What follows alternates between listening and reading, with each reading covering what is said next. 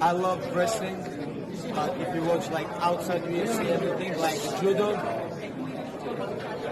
high level. Judo's high level. My opinion, Judo is class. You know, Judo is class. What's harder?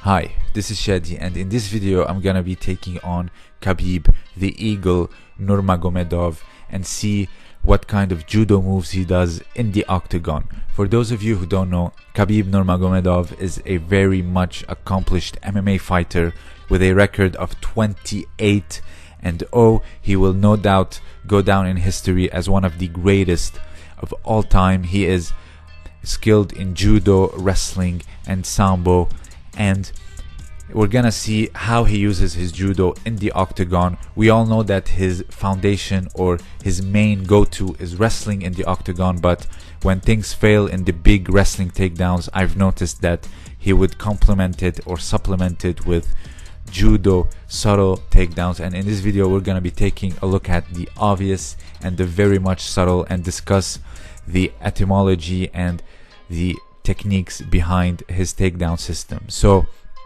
we're gonna start with the very much obvious ones, and that is the uranage. Uranage is pretty much a staple in both judo and wrestling, and it means the rear throw. And in judo, in the IJF, the Russians are very particularly skilled in the uranage, as you can see here. Much strength, leverage, and brilliant technique overall by Khabib.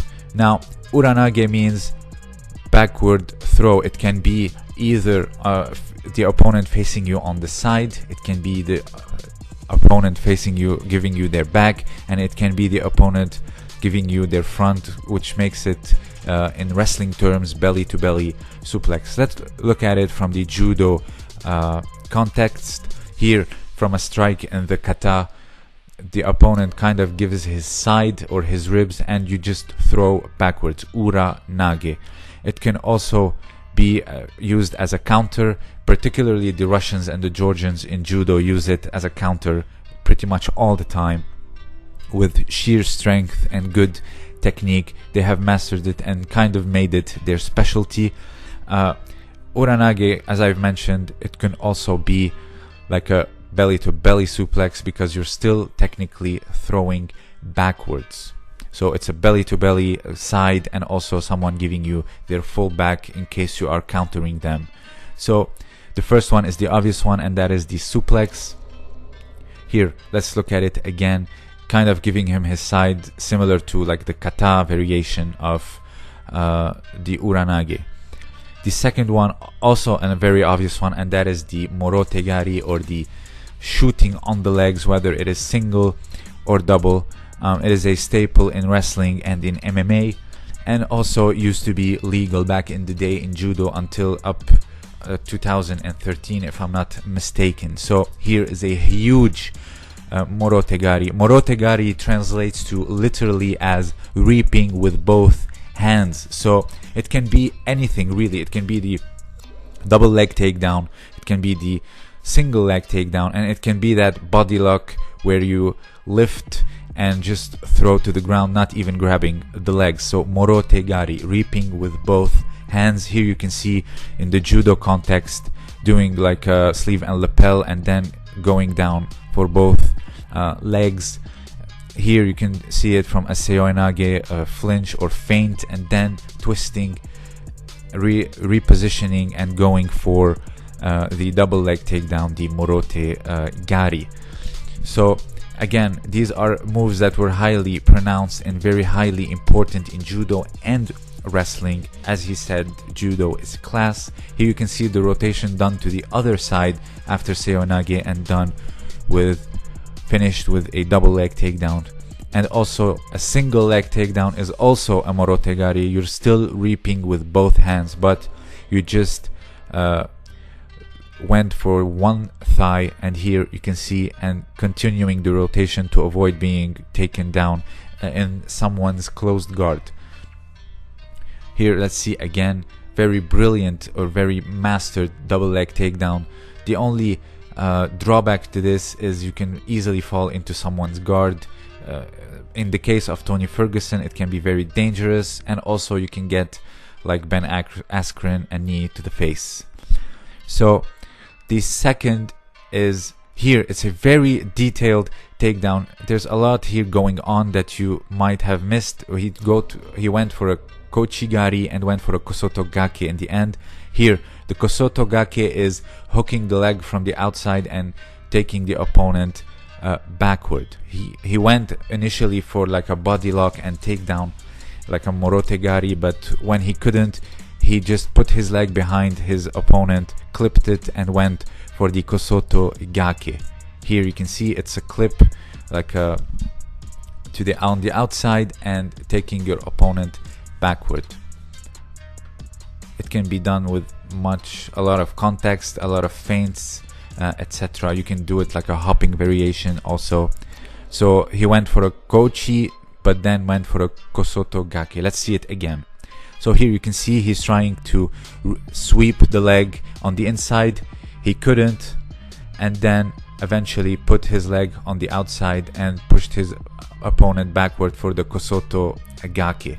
Now let's take a look at the kochigari, which he tried to go for first, and that is a minor inner reap. Gari means reap and gake means clipping. So kosoto gari is a minor inner reap, as you can see here, and gake is when you hook the leg with your own leg and fall backwards. So here you can see in a swaying motion to the side. There's many variations to the kochigari, and we're gonna see an example of a successful kochi with Khabib later. Here you can see you can clip, that's a gake or a makikomi. There's many words to it, but basically gari is a reap, gake is a clipping with your own leg. You can see it's becomes kind of like a different technique. You can continue rolling in order to avoid falling into someone's closed guard and being caught and just get in trouble. Here now let's take a look at it again now that we've seen the technique. Here he tries to go for a kochi gake, could not, and then just go for a single. Against Al Iaquinta, he did a very successful kochi gake. There you can see it. He clipped the leg. He didn't just reap it on the level of the ankle, but he clipped it, so it's technically a kochi gake. He supplements his wrestling with judo takedown in case he could not get the full one. Here, this one is a very also subtle one, and it can get people confused. This is an ashiguruma. People might mistake it for haraigoshi or osotogari, but it's an ashiguruma. Ashiguruma is when the opponent falls on their side. You hook the leg and make them fall on their side. Osotogari, you reap the leg and make them fall backwards.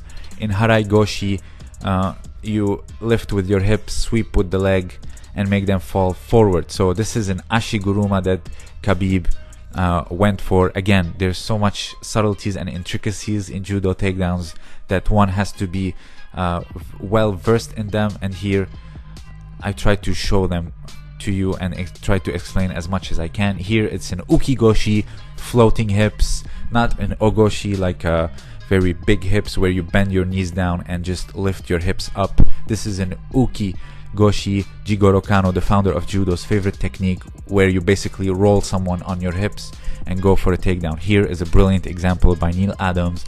Just put your hips and roll your opponent on your hips, and there you can easily go down inside control and finish the fight. Again, in judo context, you don't have to bend the knees, you just have to roll your opponent on your hips and down for the ippon. So I've talked about this technique and the variations of it in Jigoro Kano's special technique. Here's another example. You just roll someone on their hips, and you can use a little bit of a drive with your legs in order to get the ippon. So again, as I've mentioned, there is so much stuff that are obvious in Khabib's judo, like the morotegari, the uranage, which are staples in wrestling, and there are all these subtleties. Here it's an ochigari, a major inner reap, again a big move in judo. Here we can see it in the judo context. Basically translates to major inner reap. You hook the leg and you kind of like draw an O shape with your leg as you reap away, and you kind of you use the sleeve and the lapel to push down and forward. And again, there are drawbacks in this in the MMA context, as you can fall in the closed guard of your opponent, but luckily in MMA you have ground and pound. You can hammer away even if you are in someone's guard. So it has its drawbacks and how do you say, positives and negatives. You can surprise someone with the inner reaps. This is what's so good about judo takedowns in MMA. There are many variations to it. Here you can bring someone to you and then reap away as they are trying to retreat. You can also grab the leg, which is illegal nowadays in judo, but it's still pretty much legal in MMA. So here you can do like a hopping variation of the ouchigari. Again, these techniques have so much variations to them, make them very versatile in whatever situation you are in. Here you can grab the leg, reap it, and do an ouchigari with the other.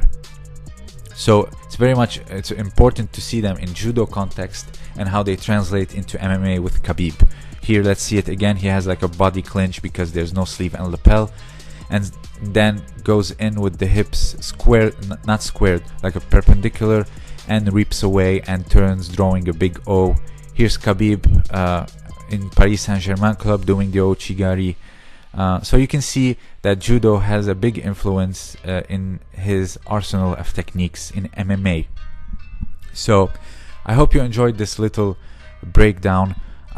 There's also the submissions that he does in order to finish off his opponents. For example, the Hadaka Jime, or the rear naked choke with its variations like Connor and Poirier, and there's also the Kimura he used. But you really don't need me on this one because they're very obvious. Anyone who's just a beginner in BJJ or knows a bit of judo knows these techniques, so you really don't need me on this one. But when it came to the takedowns, there are a lot of subtleties, and I felt that they can be talked about and discussed and explained. So if you enjoyed this video, let me know down below. Click the like button if you learned a thing or two. If you have anything else to add, please, the comment section is wide open. This was Shadi, and thank you for listening.